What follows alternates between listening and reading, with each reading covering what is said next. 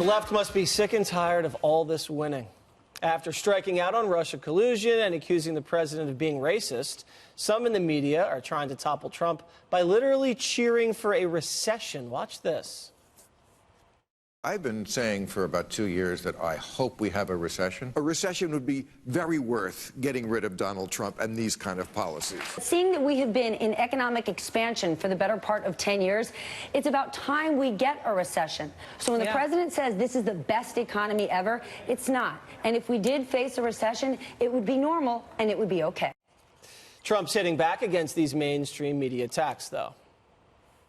I think the word recession is a word that's inappropriate because it's just a word that the certain people, I'm going to be kind, certain people in the media are trying to build up because they'd love to see a recession. We're very far from a recession. Okay, Katie, so last 2 quarters, you've had 3.1, 2.1 growth. You have no, not high gas prices. You have no bubbles in real estate or tech. Low unemployment, strong wages, without saying yield curve. Tell me where you think all this is coming from. I only take a few business classes, so I won't throw the yield curveball at you, Jesse. But this is pretty gross, right? Because the very people who a recession hurts are the same people that the media and Democrats claim to stand up for. And they're struggling in a lot of ways because Trump and his administration has been able to take away a lot of the arguments that Democrats have been making on the economy for years. So wage increases, for example, were stagnant under Obama, and for a couple of years before that, they've gone up. The middle class has been bolstered. The tax cut actually did affect middle-class families more than the rich, as the Democrats are saying. And they're having a very hard time going into an election where racism being thrown up at the wall is not working. The economy is something that people can gauge no matter who's in office and say, are they working to make my life better? That's the argument Elizabeth Warren is trying to make, and it's the argument that President Trump is trying to make. But for people to say that we need a recession to get Trump out is disgusting because it actually hurts people's welfare, it hurts their families, and it makes living really difficult. So I think they should be ashamed of themselves for continuing to push that. Having a recession is like saying there's going to be another sunset tomorrow. Of course, we always go into a new recession, but hoping for it for a political gain is pretty gross. Yeah, and the rest of the country doesn't believe that because consumer confidence is at an all-time high, and retail sales and spending among consumers, 2/3 of the economy, is very, very high right now. There's just a big disconnect, Juan. I don't think it's a disconnect at all. Look, I think Wall Street is not the media. And so right now we've had a roller coaster market for the last month or so, especially the last week or so. And that's evidence of people who are in the money-making business who think that we are on shaky ground in terms of our economic future. Wait, I thought this was Obama's economy. It certainly has been in terms of getting us out of the but now that it's going down, it's Trump's economy. Well, what you see is Trump has tried very hard in terms of saying, oh, well, I cut regulation. I cut taxes for the rich, Katie, not for the, most of that tax cut went to the rich and the big companies. On that. No, I paid more taxes. The fact is 25% of that cut went to the 1%. And you see, here's the other tell, Jesse. Donald Trump. Who's he going after? He's going after the Fed, Jerome Powell. Who's he going after? He says, oh, you know what? The Fed is a bigger threat to our economy than China. He says we need more tax cuts. I think he says, well, let's think about cutting the payroll tax.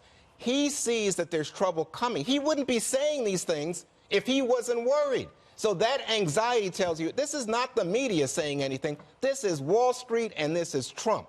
I don't think the president seems worried at all. I think he just wants to juice an already hot economy to compete with China and the EU. Well, and true, I don't think that the media is as powerful with business as some are making it out to be. I think businesses watch the markets. And there are things concerning overseas, not necessarily in our country, but especially like Germany, for example. Right. And obviously the trade war is a little bit of a concern. So only fundamentals can actually cause a recession. The media can't cause a recession. But I agree, cheering on a recession is not a good look for anybody. The Republicans need more for messaging than just the media wants a recession. And I think that the president talking about tax cuts goes right back to where the Republicans are very strong. And even if Nancy Pelosi will never allow a vote for tax cuts, for me, politically, that's why Republicans should talk about it all the more. The president, the week before the midterm elections in 2018, at a rally said, we have a big middle-class tax cut that is coming, and he promised it. And then nobody ever talked about it again. And now they're starting to talk about it, and I think they're trying to see what tools do we have. And a payroll tax cut doesn't help the rich. Nope. More people who are actually working like, tough jobs, maybe 2 or 3 jobs, they're the ones paying the most payroll taxes. Yeah, and we had a payroll tax cut under Barack Obama. Greg? Yes, we did, and thanks for bringing that up. You're welcome. For the media, the recession is like Beetlejuice. If you say it enough times, maybe the monster will appear. I kind of disagree with you, Dana. I know. Not allowed on the show. No. Because, and I think you and I both read a very important book by Robert Cialdini called Influence. Yes. We do know that a lot of the structures in our country are psychologically influenced. The media psychologically influences a lot of things, and our markets are affected by optimism and fear. And Trump has benefited by an optimistic population. People are excited. They want to invest. If you can mess with the optimism, you can mess with the markets. If you can instill fear, if you can instill the idea, media did this with the police. They created this idea that all police were created brutality wherever they went. Doing it now with race, everybody's a racist. So they can definitely influence our culture. I think they can influence the economy, and I do think it's selfish because they're doing it because they just hate this guy. I remember when under President Obama, Osama bin Laden was killed. That was a very proud moment. You know, I didn't say, damn it, I wish he hadn't gotten him because I can't stand Obama. I wish that Osama bin Laden was...